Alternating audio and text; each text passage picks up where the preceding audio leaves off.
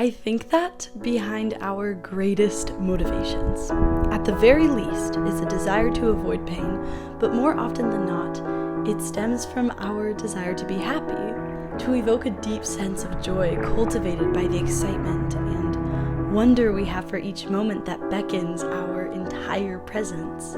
We pursue the things that we think will make us happy. We pursue things in the hope that one day they will add up and a life will have manifested before our eyes. A life we desire, a life that we think will fill any voids we currently have. Choosing happiness isn't always an easy option, but it's easy to exist in. There have been many times before that I've looked up this exact video topic, and it probably won't be my last. But one of my greatest goals in life is to live in psychological abundance, and when it comes to living a happy life, a life of fulfillment, I first think of ways I can achieve that feeling in the present. We can only actively manifest in the present, so cultivating the feeling that we desire now, even if it's in small ways, can create the momentum to cultivate more of that feeling.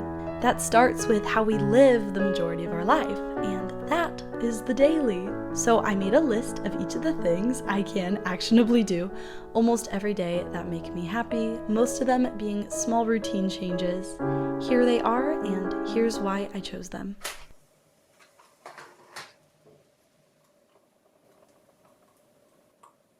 I sometimes struggle with the idea that things are temporary, especially when I'm feeling a strong emotion. I believe it will never change, even though my logical mind disagrees. However, one of the things that keeps me living freely and constantly reminds me of the ever-changing nature of our situations is simply the position of the sun. This smells so good. Which one did you get? I got the Columbia Light Rose.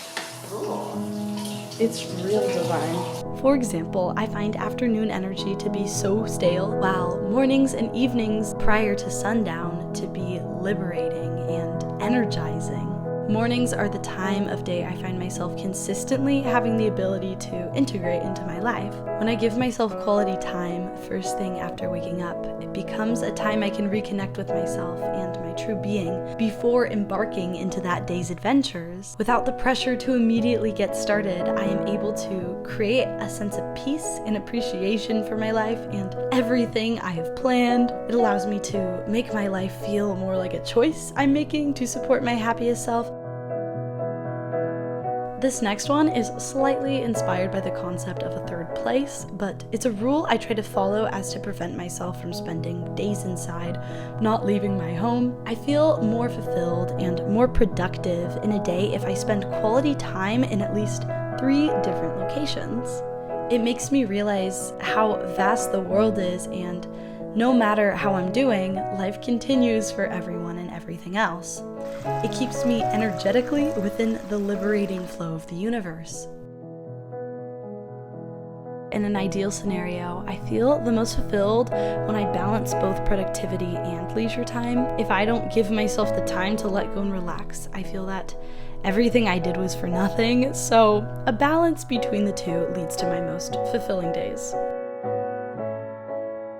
Getting ready has to be one of my favorite things to do. It's a way to unleash my creative energy, a way to feel more confident in a way that I can come into my truest self on that day. I feel different every day, and getting ready slightly differently is the way I'm able to express those changes on a day-to-day basis.